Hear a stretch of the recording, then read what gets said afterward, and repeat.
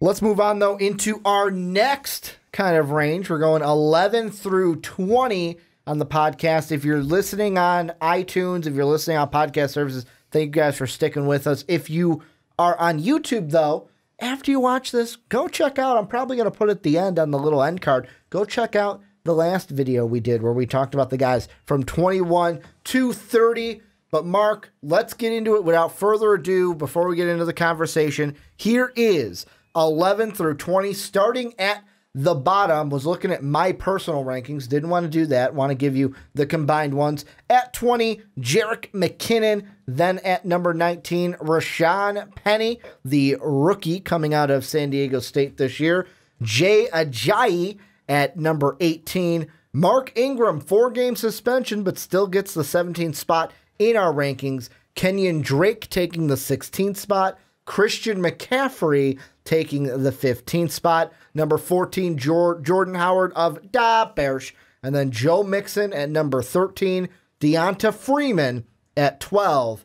And then at number 11, just missing the top 10, Buffalo Bills running back LaShawn McCoy. And the first guy I'm going to bring up, I'm going to let you take the floor. You got him on our Google Doc. You got him highlighted. So I think that's you telling me, hey, Ricky, I kind of want to talk about this guy. The guy who's at number 15, Christian McCaffrey. The floor is yours. Well, here's the thing for Christian McCaffrey, and it goes back to the same thing that I honestly talked about with the quarterbacks. My thing with Cam Newton is that there's a new guy in town. His name is C.J. Anderson, and he's a 1,000-yard rusher. And, you know, things were looking great for Christian McCaffrey. He's like, awesome, you know, my number one is gone. I'm stepping up. I'm number one. C.J. Anderson comes into town, and he goes, oh, I guess I'm still running back number two. You know, for the thing for Christian McCaffrey is he really is going to need to be solid for you with the passing game. Because, honestly, last year, he didn't get that much on the ground. He only had, I don't remember, what was he at, like 400, 500, 600? For yards on the year? Yeah. He had 435 and 2 tutties. Yeah, nothing that crazy, nothing that amazing. He makes up for it with 651 receiving yards and 7 of them over 20, but 5 touchdowns through the air. So now with C.J. Anderson coming in as opposed to Jonathan Stewart, I don't know that I expect anything to change. I don't know if I expect him to go up, down at all. He's a guy where if you're on a PPR league, he shoots up the boards. If you're in a standard league, he's a middle tier type of guy. Here's the thing I'm feeling like with Christian McCaffrey, and this is why I put him. I had him personally at 14. I feel like he's a top 15 back for sure. My big question when it comes to Christian McCaffrey is the fact that not that C.J. Anderson's coming in, because like you said, he's not going to be a guy that gets most of his carries on the ground. He'll also have the receiving game as well. My big kind of question with Christian McCaffrey is look at the weapons that Carolina had last year. Last year in the receiving game, their third top receiver got traded. He was gone. He was in Buffalo. So, I mean, you look at it, Devin Funchess, 113 yards through our 113 targets last year. Christian McCaffrey had the same amount of targets and almost 20 more receptions than Devin Funchess did. He had 5 touchdowns, had 651, like we said, in the receiving game, and like I said, 7 of them over 20 yards. However, that's where the big question comes in. Torrey Smith is now on this team. They drafted DJ Moore. How is he going to hurt in the receiving? Kind of like the mouths to feed thing. Yeah. Also, a guy that you traded in our live mock draft, Greg Olsen, will be coming back healthy, coming off of his injury that he had last year. So with even those 3 guys in the receiving game, it's kind of buffed up a bit to be like, hey, maybe we'll have some more receivers up there so that our running back isn't the second most targeted, tied for the most targeted person on this team. And when it comes to him running on the ground last year, I mean, he only ran for about like 3.7. Yep. He had a better average than Jonathan Stewart, but it was only by 0.3. Now, what's I would look at if you want to look at trends in his games, he was very explosive at the beginning. They did use him less in the receiving game later down the stretch. Yeah. Later in the season, they used him less and less in the receiving game. So I don't know. For me, I like the potential of Christian McCaffrey, especially if you're in a PPR league. But if you're in a standard league, I sit there and I look at it and I just go, I just don't know. It all is going to depend on what the Carolina Panthers decide to do moving forward. And I just don't know that you can trust him enough to get those catches to make up for lower numbers in the pass. On the ground. Well, and one guy I want to kind of throw out there and kind of move into is we're going to stay in that same division of the NFC South, Mark Ingram. And the reason why I say that is he's sitting here right here at 17, and it's interesting. He sits here at 17. I had him at 16, you had him at 18, so that's kind of how it leveled out to 17. What are you thinking about Mark Ingram, and what's the whole thing with, 4 games isn't going to kill you, but how low could he drop in fantasy drafts just because of that 4-game suspension, missing those first 4? Here's something that's positive here when it comes to Mark Ingram. I think that there's a real potential for you in your draft day. And this all comes down to you guys. You got to talk this up. If you're drafting together, talk up the fact that, Kamara's going to steal all those touches.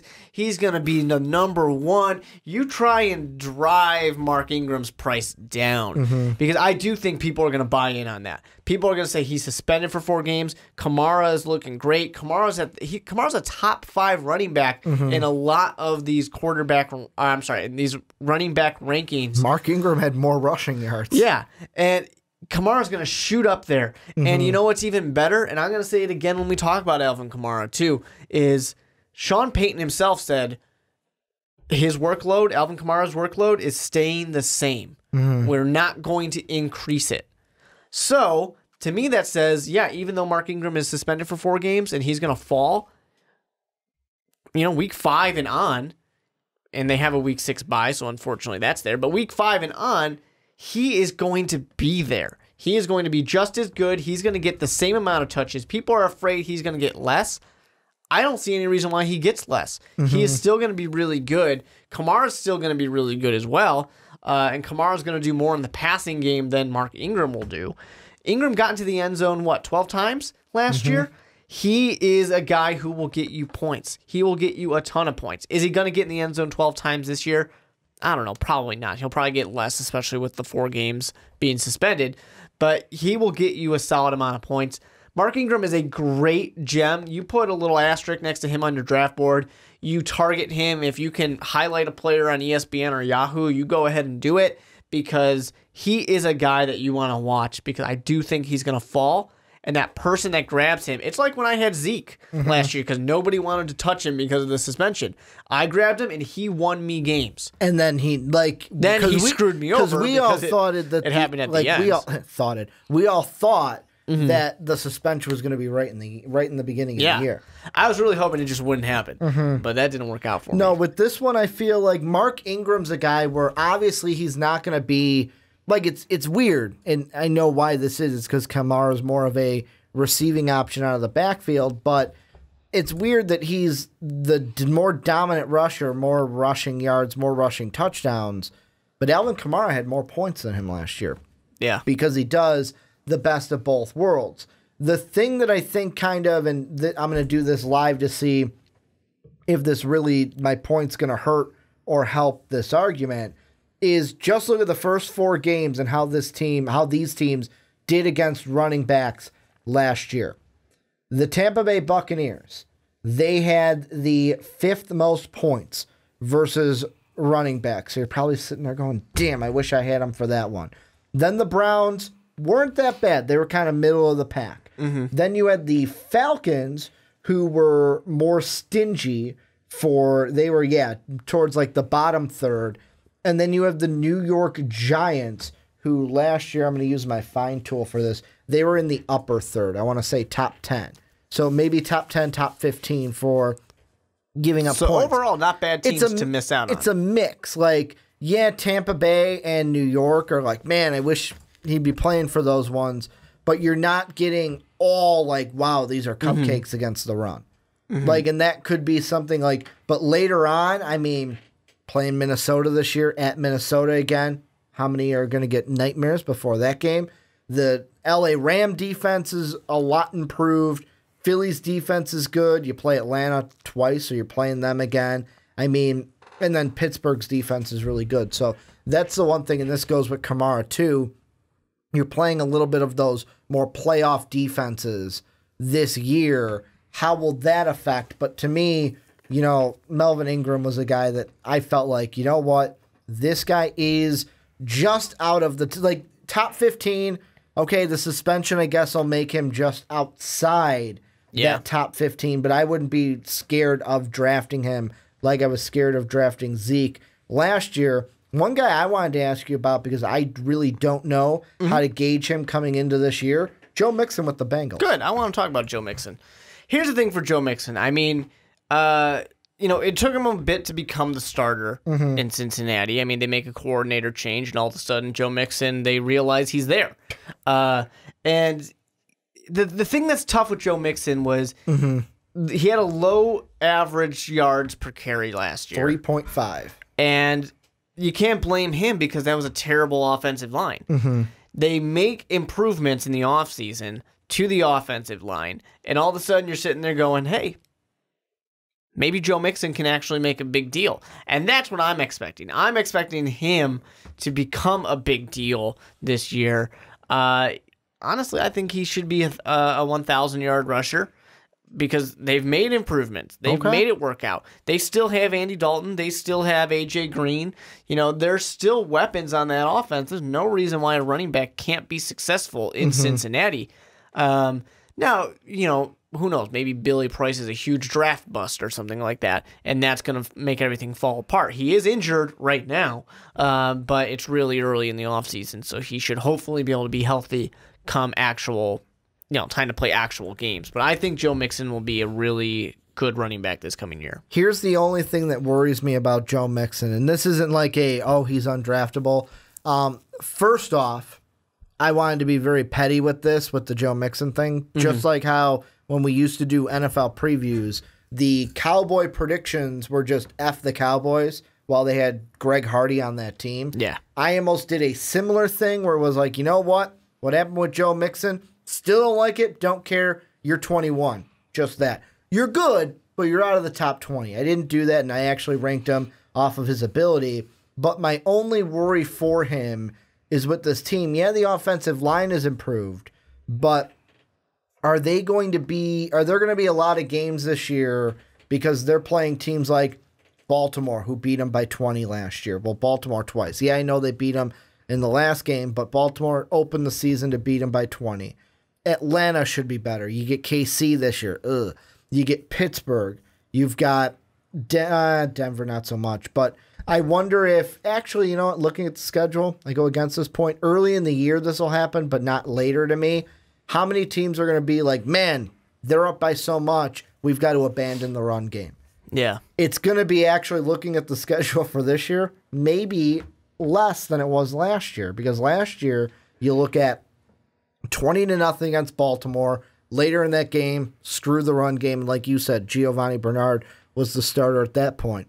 You lose 29-14 to the Steelers, 23-7 to Jacksonville, 33-7 to the Bears, 34-7 to the Vikings. So, yes, the schedule is easier this year, but will those still be those games where, hey, an offense gets up on this defense and it's like, shit, we got to really tone back the run game because if we still run the ball, we're going to waste time and we just need to pass to try to get back in this game. Yeah, it's certainly possible, but you're really hoping that Cincinnati Bengals have had some down times now, and you kind of hope that they get back together so that way that's not the case, that they don't just completely fall behind. Who's one? I'm going to throw it out again. Who's one that you want to talk about that we haven't mentioned?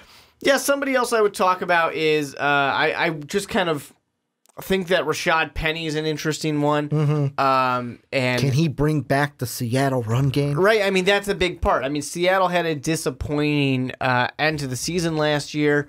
You know, they really thought that they'd be just fine without Marshawn Lynch. I mean, they didn't really have much of a choice when it comes to retirement, but it's been a little rocky. You know, it hasn't been a perfect answer there, but that O-line's not that great either. And I mean, he's probably going to be the if de facto number one option. Assume. I don't expect Chris Carson or Mike Davis or like the guy I want to be good in Seattle is CJ Procise, but coming off of an injury, I don't know what he's going to be looking like. Like he had promise and then injured for the Seattle Seahawks. Yeah, so it's just one of those type of things where you got to look at it. And, you know, Russell Wilson is so good at extending plays, and he's so good at making do with a lower tier offensive line.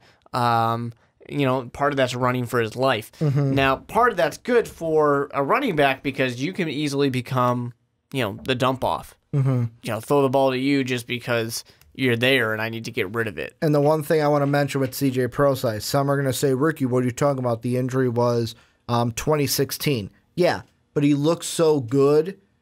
Got injured that year. Then last year, 11 carries overall? And hasn't gotten installated, I'm going to say, into this team. So, I mean, Rashad Penny, it's going to be what can you do? He might be, honestly, like if Darius Geis doesn't win the job right away, we might look at the end of the year and say, oh, Rashad Penny, he's the number one rookie running back at the end of the year. Yeah. Well, no, scratch that. There's a guy we're going to talk about later that's probably going to do that. But possible. second But, I mean, best. Second best. Pete Carroll said that this is a 3-down running back. Yeah, giant fans just all jumped at their computer screens or phones and tablets and threw them against the wall. The biggest thing that's going to hurt Penny is, of course, that offensive line.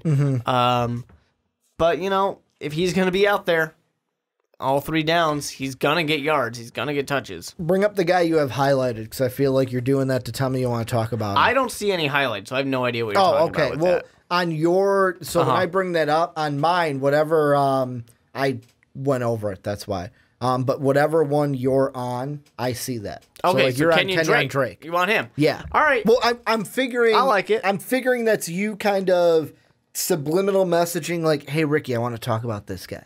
Okay, I see what you mean. Because at first I'm thinking highlighting him. I don't have anything highlighted, but I'm on him. And I went over it, so it was mine on top of yours. I appreciate it. Now, here's the thing. I mean, Gase likes running backs, of course. He's going to be the main guy now because Ajayi was traded last year. And really, I mean, you know, we all questioned the trade at the time, but they had pretty similar numbers at the end of the season. So, and we're actually ranking Drake above Ajayi. Now, of course, one's a Super Bowl champion and the other one's not, but that's a whole different story. So really with this one, I feel pretty good about it because I think that they have to be a better team. The Dolphins have to be a better team this year.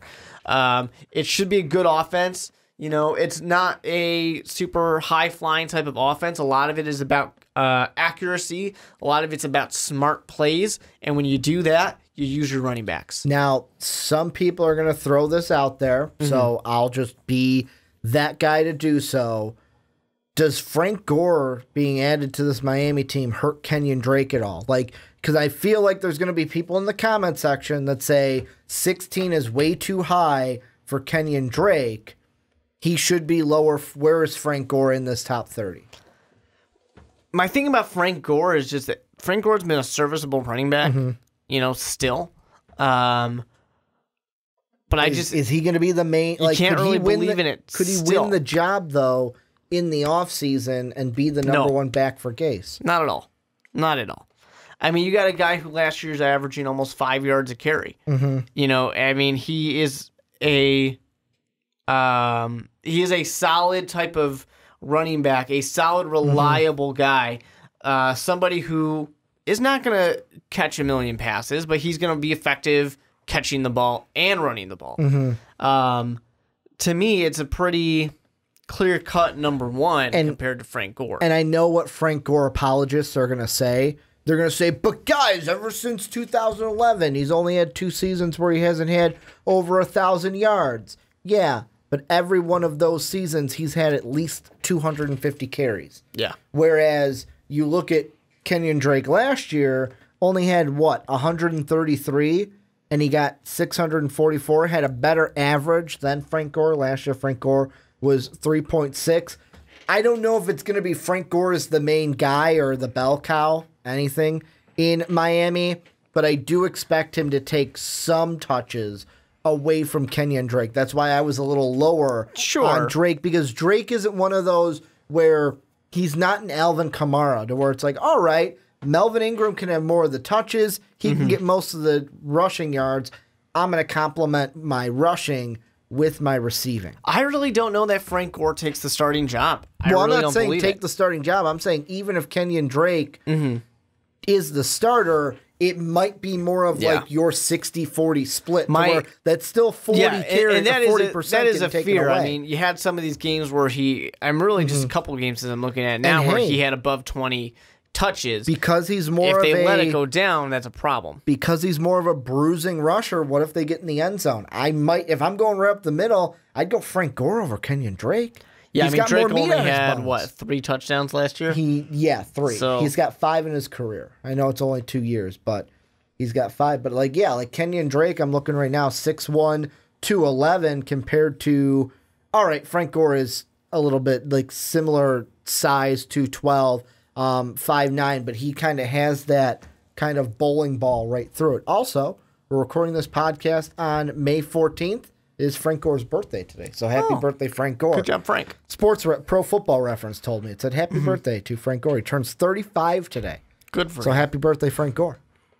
Frank Gore's one of those guys, too, where, 35 in the NFL, he's kind of old. But Frank Gore feels like he's been in the NFL forever. For a running back, though, we're usually talking over, and the one thing, this is outside of fantasy, that I will say about Frank Gore, usually we're saying about running backs, once they hit 30, they're over the hill. Yeah. He's turning 35 and has, 2 years. Last year and 2015 were his only years since 2011 to where he hasn't had an 1,000-yard season. Really, before that, his rookie year in 2010. So, since 2005, he's only had 4 years where he hasn't been over 1,000 yards. Phenomenal. But the last guy that I want to bring up, however, is a guy that we talked about, the guy leaving this city. I want to talk about the guy coming to the city, and that's Jerick McKinnon. So you got Carlos Hyde, did some pretty good things. You get Jimmy Garoppolo now for a full season, not just the last 5 games of last year.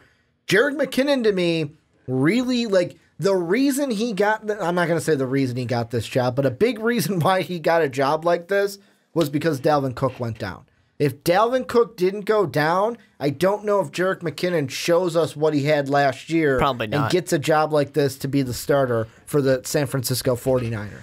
Yeah, and I just don't know how to feel completely about McKinnon. I like potential for him, especially if you are in a PPR league, because he's going to get passes thrown his way. He's going to get both. But the thing I just wonder about, especially if you're in standard, is just, is he going to be as effective on a team that isn't as solidly built as the Minnesota Vikings? The Minnesota Vikings were set up for a running back to be successful. Not saying that the 49ers are going to, no way a running back can be successful, but I just don't think that they're set up the same way that the Minnesota Vikings are, to where I think it'll be a little bit more difficult. I also wonder, are they going to want to show off their fancy new quarterback here? Because you look at them last year, just average yards, 9th in passing, 21st in rushing.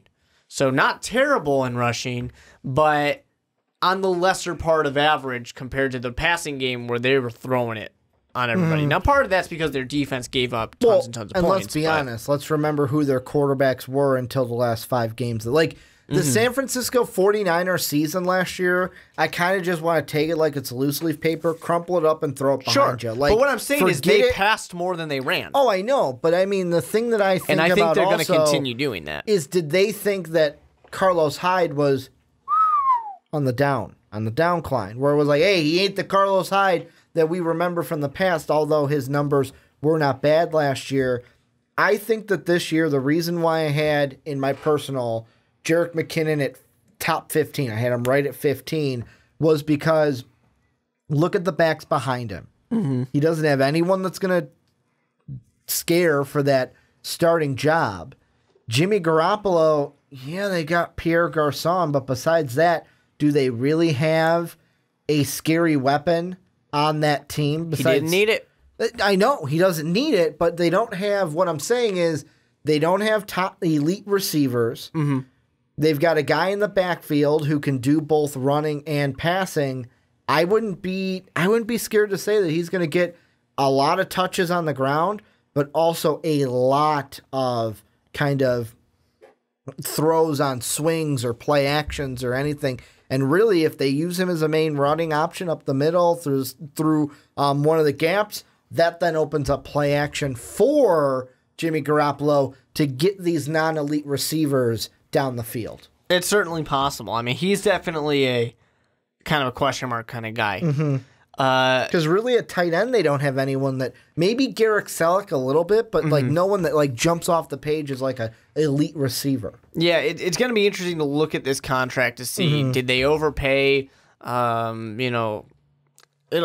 going to tell on this one. It's one of the ones where I'm not afraid to draft him necessarily, but I'm going to be paying a lot of attention to who else I could possibly get at that position. Plus the Vikings, and we even saw it with like Case Keenum and such. Yeah, was that team is built very solid. They'll make people look good. Not just built solid. The thing that I like with them management-wise is, all right, you know what? Here's what we want to pay you to come back. We'd love to have you. Oh, you want to take that deal? Okay, that's fine. We're not overpaying for you. Yeah.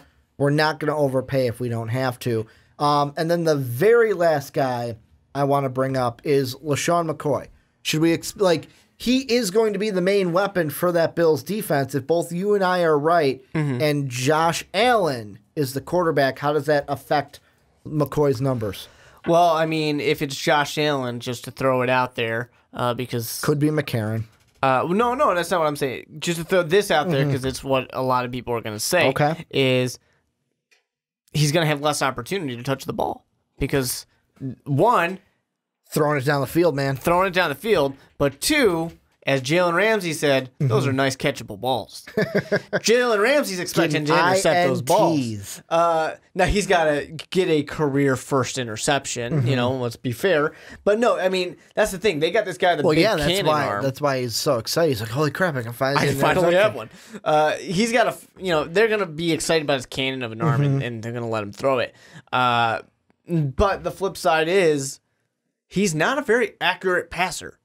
So 3 and outs, interceptions, those are the things that are potentially looming over the Bills' offense. And I really don't think A.J. McCarron's going to be that much of a better option. That's why I think that maybe early on LaShawn McCoy gets a little bit more receptions than we're used to seeing. Last year, he was second on the team. Is he going to be 80 yards down the field? Not 80 yards down the field, but maybe... That's where Josh Allen's going to throw it. But maybe some swings outside. The big thing to me that is going to be interesting for LaShawn McCoy is Tyrod Taylor not on this team. Whether it's McCarron, whether it's Josh Allen, with Tyrod Taylor not being on this team, that is 84 touches that Tyrod went himself that need to go somewhere. They could go to LaShawn McCoy. Some people could say they go to Chris Ivory, who is now the backup in Buffalo. But LaShawn McCoy, it's going to be interesting to see what happens. But some with of this those are when situation. Things break down and he just runs himself. They're not necessarily designed runs. Not all of them, but he had 427 yards on the ground for 5 yards per. Yeah, but those aren't designed runs.